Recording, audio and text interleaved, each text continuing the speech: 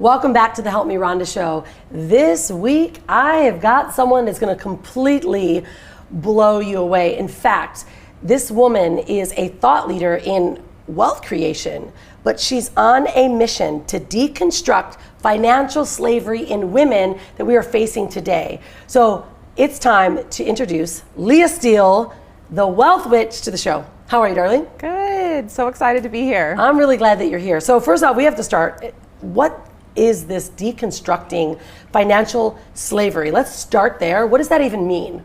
Yeah, so, today in this stage of that humanity is in, and obviously we're in a time that I believe is really crucial in the development of humanity. Yeah. We're facing a lot right now on a collective level that is going to affect how we move forward in the world.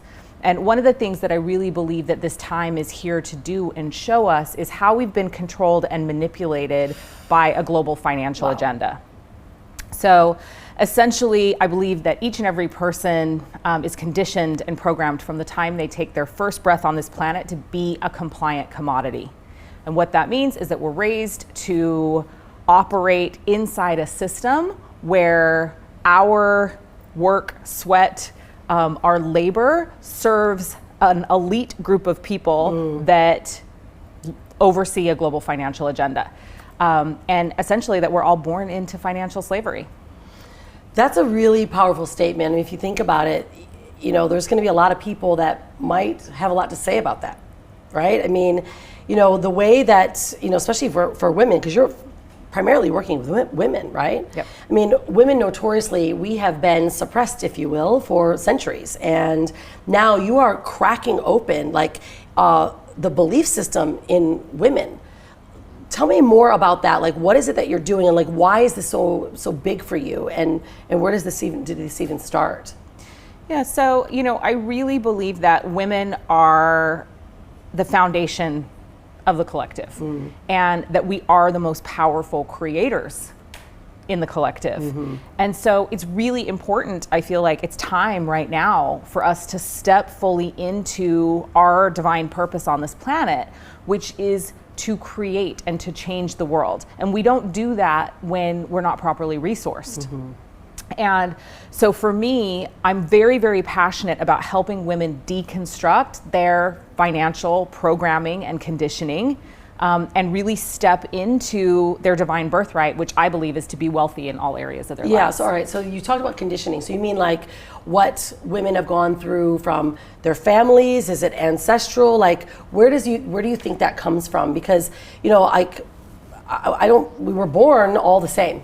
Right? So what makes one person go from being completely abundant in everything they do to being insecure or afraid to actually step into their greater self? Yeah. So, the programming and the conditioning comes from society, all facets, right? Yeah. We carry it ancestrally in our DNA. It's scientifically proven at this point now. We carry at least 7 generations of ancestral DNA. I believe it to be much, much more. Yeah. But we're at least carrying 7 generations of ancestral DNA memory. So the programming and conditioning comes down to us through our ancestors. All of us had great grandparents and grandparents who lived through the Great Depression. Yeah. So we're all carrying stuff around money, wealth, abundance, prosperity, and worthiness and deserving too. So some people probably don't even really realize what's happening for them, because it's really interesting you talk about ancestors. Even recently, my audience knows I've been on this really deep track, because that was brought up to me that in order for me to help my daughter be completely sovereign, I needed to heal those past ancestral traumas that they even had. And that was such a mind blower to me. I'm thinking all the stuff that I've done, let me heal that. Maybe my mom's done, but it tracks back all the way deeply into our ancestral traumas that they've gone through. And you're right, so many, our grandparents, they were in the Great Depression, they were hiding money.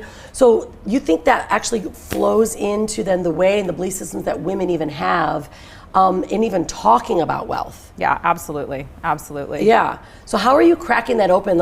from, let's say, because I see women that are like so open and like, domineering in what I am and, powerful like you are and talking about money, and then others are so insecure.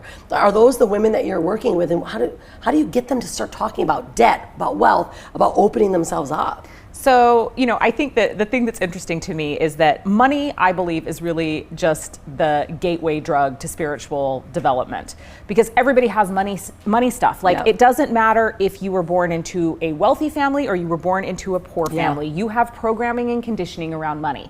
And that programming and conditioning holds you back from your infinite potential.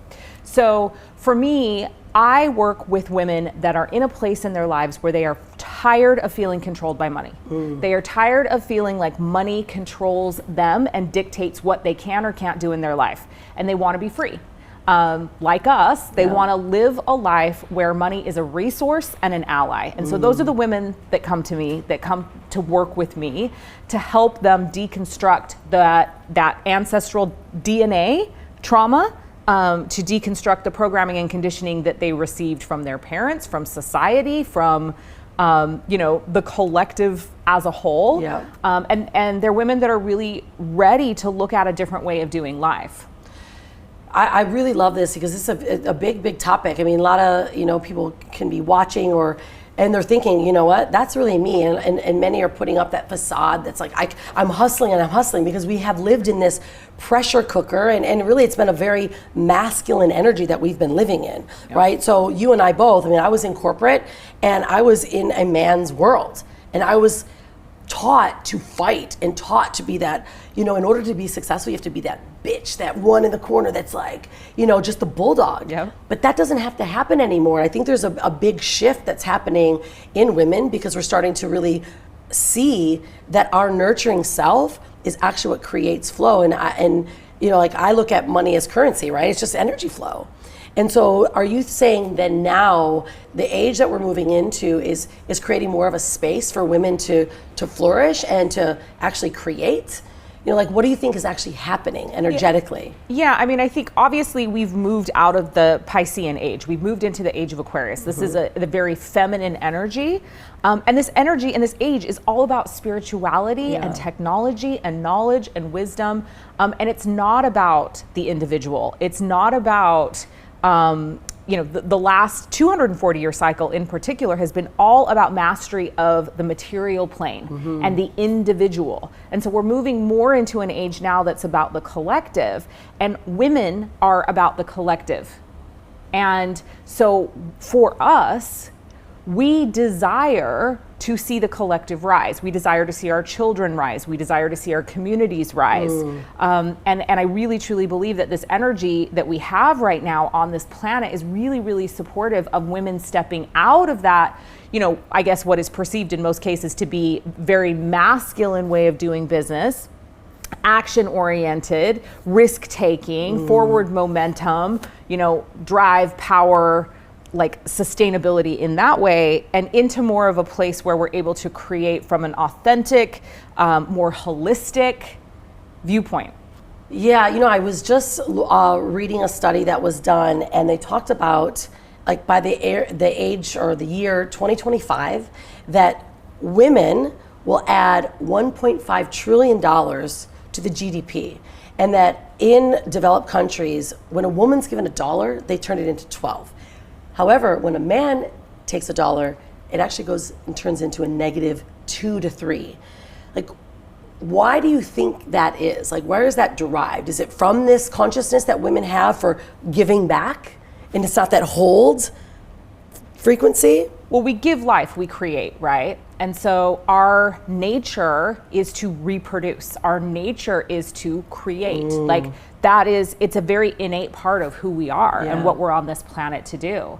And I think that, when we're actually able to step into our authentic energy, we're not focused on ourselves. We're not focused on the individual. We are very much tribal collective beings that want to see the collective rise. We're not... So much more collaboration in that space, we're not, right? By nature, we want to collaborate with each other. We want to rise together. We have been programmed and conditioned to not trust each other, to be separate, to have issues with other women, because that actually is what keeps us disempowered. And that's what keeps us from, like staying in that box, right? And this is where this deconstructing of financial slavery is coming from, I can hear from you. Yeah. So let me ask you, was this always, like, where did this come from for you? Like, were you always in this mindset? Was there an aha moment that broke for you at a certain age? Like, was your family wealthy? Like, because everyone's going to wonder, like, how do I get to that point? I'm not like you, my family wasn't wealthy. Yeah. So no, I was raised by a single mother who was the daughter of school teachers from rural Idaho. And I was raised in a single parent household. My mom worked multiple jobs to put food on the table. I was a latchkey kid. By second grade, I was walking home from school by myself and spending evenings alone. And I just was a real avid learner. I loved education, and I was obsessed with money from a very early age. Like, I wanted to be able to earn my own money. My mother raised me to be independent, to not depend on a man, that I could do it all my own. And she was proof of that, right? Like, she was doing that. But for me, I didn't like the struggle part of it. I didn't like the paycheck to paycheck part of it. And I felt like there had to be a better way. But from the time that I could work, I think I got my first retail job at 13. And from that point forward, I never worked less than 1 or 2 jobs. You know what I mean? Like, I just was always working. I left high school early because I saw an opportunity to go to college so I could work more, so I could make more money. And I've always been interested in money and currency and wealth. And so when I had my spiritual reawakening, I became an emotional clearing practitioner. And through that process, sort of became a little bit obsessed with deconstructing my own limiting beliefs around money and wealth and my own worthiness and my own deserving. And as I started doing that work, I was a coach at the time, but I was working with people, helping guide them into their purpose, and doing their purpose work in the world. But as I started doing that work for myself, my clients started making more money. And everyone that would come into my field started making more money. And so my clients dubbed me the Wealth Witch. And at first I was like, I rejected it. I was like, I don't want to be the Wealth Witch. Like, I'm not the Wealth Witch, but it stuck because so many people were calling me that.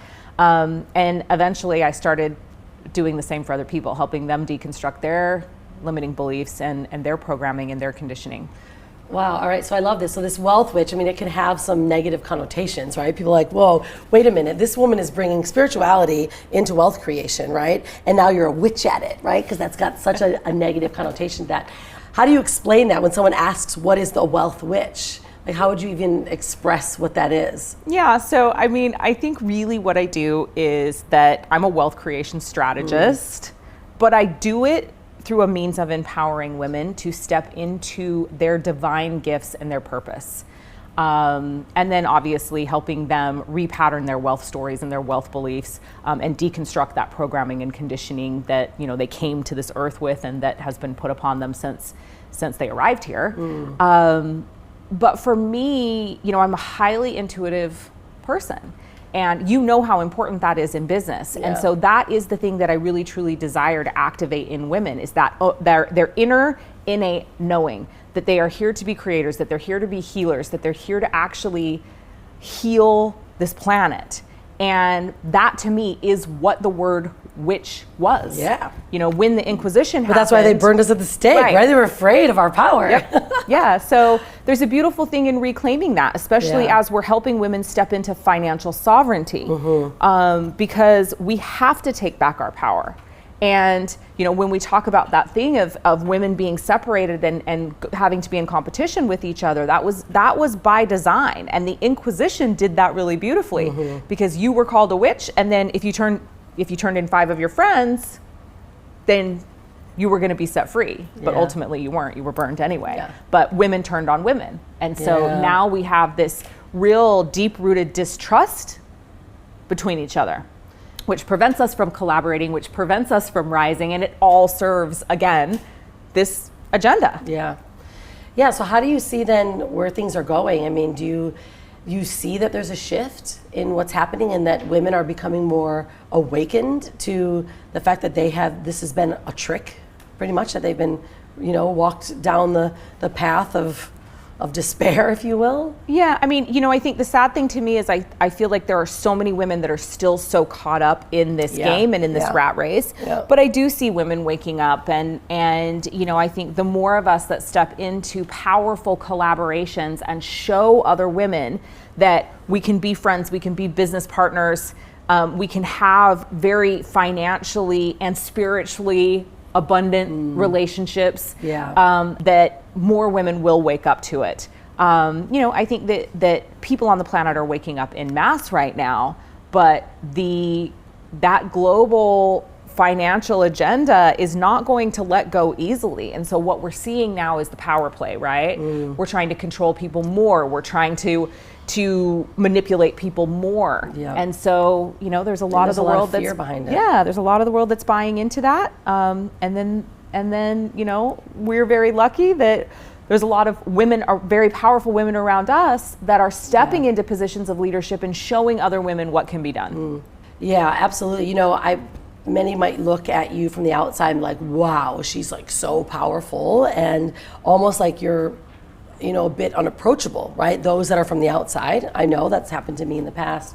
How is that, how is this affecting, or how does it weave into your relationships with your husband, right? Because that's always a factor, right? How do we as powerful women now have powerful relationships, right? Because that's always something that comes up. Like, how do you see now that shift taking place where a woman can actually be powerful and also have an amazing relationship with their husband and their children? Yeah, well, I think that it's very important that we keep a very open mind when it comes to gender roles and relations right now, because we've gone through a period of time where the feminist movement has encouraged women to step into their power and to be independent and to not need men. And at the same time, we've told men, you need to be more sensitive. And at some level, we've really emasculated them if they don't step into that very sensitive role in nature. But then we still have these very outdated beliefs around, okay, men, you need to be sensitive, but you also need to be a provider. And if you can't do both of those things, then something's wrong with you. Yeah, right. Right? Yeah. And likewise for women, it's like, you need to stay in your feminine, but you need to be independent and masculine. And so at some level, I feel like we're caught in this sort of internal war, and that makes it difficult in relationship. And so, you know, for me, at least in my relationship, I know it's just always an ongoing open dialogue about where we are and what our individual goals and dreams are, and what the goals of the unit that is the marriage, that is the relationship are. And it's not always easy. I mean, it's definitely hard. It's hard in today's society. It's hard in today's age to, you know, follow your dream and follow your bliss. And I think the best that we can hope is to get a partner who's really supportive of helping us follow our dream. And I know that both of us are very lucky in that way. Yeah, I love that. I always, I read this book. I forget what the heck the name of the book was. You might know it. And it was about how we as women, like when we are supported by the masculine, not like supported where everything's done for us, but supported, it allows us to create, right? Because we know that, like, it's almost like we've got our guards and our warriors around us so that we can create, and that's really where the witchiness comes from, right? Yeah. Because we're such creators, and I love that. And it's, you know, it's been a struggle, even with, you know, my husband. We've been together for 23 years. I think you and Sean been together over 10, 11 years. Yeah, we've been together off and on for 25 years and married for 10, Yeah, so like you see this, and you see this wave happening, and that always comes up like, all these powerful women, they'll never keep a man. It's like, actually no, because when you actually start to learn how to balance that masculine, feminine, and trust in each other, that's when that perfection starts to work and allows women to create. And I think it's where we're shifting now, and more women need to hear this message, right? Like they need to hear it, embody it, and know that they're not alone, and that their men can shift and understand. Like my husband has taken he was born in like a town in the Midwest, 2,000 people. His dad was gay. And so he grew up, and he died when he was 16 years old of AIDS. So he grew up just trying to be like super masculine guy because that's all he thought he needed to be. And then he meets me and he's got this powerhouse woman and he starts realizing like, I don't have to fight you. I don't have to show up. I just have to be and support you. And I think that's a big message for today, especially in our youth that's growing up. I want to shift gears a bit because this message is so strong, but you have such a powerful way that you deliver this message, which is in your podcast, The Wealth Witch, right? Where you're giving women these type of tips. If you were to say, like maybe the top 3 things that you would share with women, what they can do, how to open up their mindset to really start understanding and cracking this and deconstructing this, this financial slavery, what are some things that you can say they should do? So the most powerful thing I think that we can do is to begin to question everything. And it sounds so simple, but literally, if we just stopped believing everything that we believed was true because we've just been told our whole lives it was true, the world would change radically. Yeah. So to me, it is question everything, especially the things that are your beliefs that when challenged, you want to dig your heels in and defend. Yeah, those are the things you need. Moments, yeah, you need to question those things the most. But the thing I tell my clients is question everything. And if, especially the things that you go, well, this is just true. Because I've always been told it was true. Because my mom told me it was true, and my grandma told me it was true, and my great-grandmother told me it was true. Yeah. And ask yourself, well, if that wasn't true, if that was actually a lie, who would benefit from you being told that lie? Wow. And if that comes back to a government institution or a financial institution would benefit from you believing that lie, that's where you go to start deconstructing this financial slavery consciousness. Wow, that's big, right? I mean, that's such a big piece of advice because we are, even many might say, oh, I'm confident, I'm independent. But if you're still believing in those old lies and those old patterns and following those old patterns, then you're going to still stay stuck, right? And so start questioning, and that's really big. What are some other ways that you are now helping? So you've got the Wealth Witch podcast. I think you've got a few books coming up. Yep. Like, what are some of the books that are launching this year for you? Yeah, so the first book that's coming out is The Wealth Wisdom Oracle, and I'm a big fan of the power of repetition and taking little snippets of ideas or information and putting those into your energetic field on repeat, because I think that's how we shift and change. And so this book is, it's an oracle of sorts. So literally you can open the book to a page and then there's going to be a little snippet of content from me and a journaling exercise or prompt on how to deconstruct financial slavery consciousness and really up-level your ideas and beliefs around what wealth, money, and currency really are. Wow, and when is that coming out? So that should be out in April, I think, March or April. And then I have my sort of big book, which has been a year-long project in the making called Wealth Alchemy. And it is actually all about this, how we got here into this financial slavery consciousness, how we deconstruct it. It really is my signature program, Ouroboros. It's that program in book form for people all over the world to be able to read. So wait, you have a program as well. You're helping women physically now in a coaching program. Yeah. So tell me about that. Yeah. So it's big. I call it a wealth repatterning program because that's really what it does. Okay. And it's a 4-month-long program. I run it a couple of times a year, and it's deep emotional clearing work and repatterning around money, wealth, abundance, but ultimately gets down to those layers that are: am I worthy and am I deserving of living the life that I deeply desire?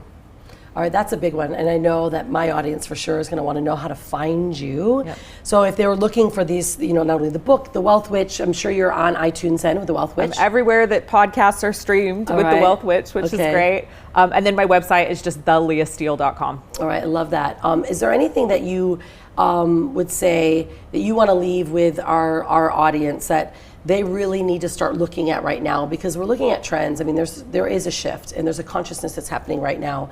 And for women right now that are going, what do I do next? Like, where am I? Like, they're in this duality still, right? And they're trying to step forward. What would you give them as a big piece of advice? I think that the most important thing that we can do right now is to start looking at multiple streams of revenue, especially as women, because what we've seen in the last 12, 18 months is that what we believe to be safe, stable, and secure is no longer safe, stable, and secure. Right. And so we can no longer depend on our 9-to-5 job or our big corporation to provide us a paycheck and a 401k and a retirement program or a pension. Like it's not really our reality anymore. Yeah. And so my suggestion to women especially is, and I want them to know that like they have the ability to build generational wealth. They are so powerful. And so it's look at how to begin turning on multiple streams of revenue. Diversify their assets. Look at investing in things like cryptocurrency. Look at making property investments. And also that if you're just getting started, it's the little steps, because that law of compounding is so real. So, buying a little bit of silver and then buying a little bit more of silver before long, you got a kilo of silver, you know what I mean? So it's about diversifying and turning on multiple streams of revenue. I guess really embracing fluidity, because we don't really know what the next 2 to 5 years have in store for us. Yeah. So if we can embrace fluidity and know that we are powerful, we can make it through this. Yeah, I love this advice. And I'm thinking about like that woman right now that's sitting and it's been a year, right, that they haven't maybe worked, or they're literally trying to find a way to get and emerge. Is there something that they can do that's like, they're saying, I don't have any money to buy silver. I'm trying to still put money on my, or put food on my kids' plates. Yeah. Are there some small strategies that even someone at the basic level can start shifting their money mindset? Yeah. So, definitely come listen to the Wealth Witch podcast, because every week I'm giving lots and lots of free tips and tools of things that you can do.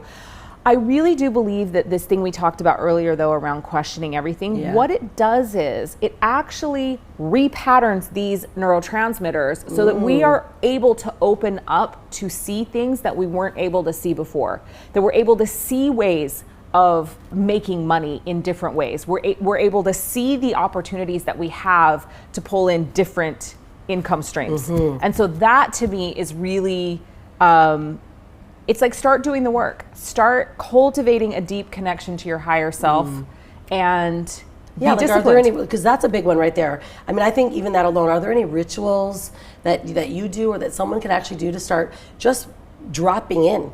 Yeah. So I'm a huge fan of journaling. It is a non-negotiable for me. Because it is that way for me to explore those things that I'm curious about, explore those things that I'm questioning.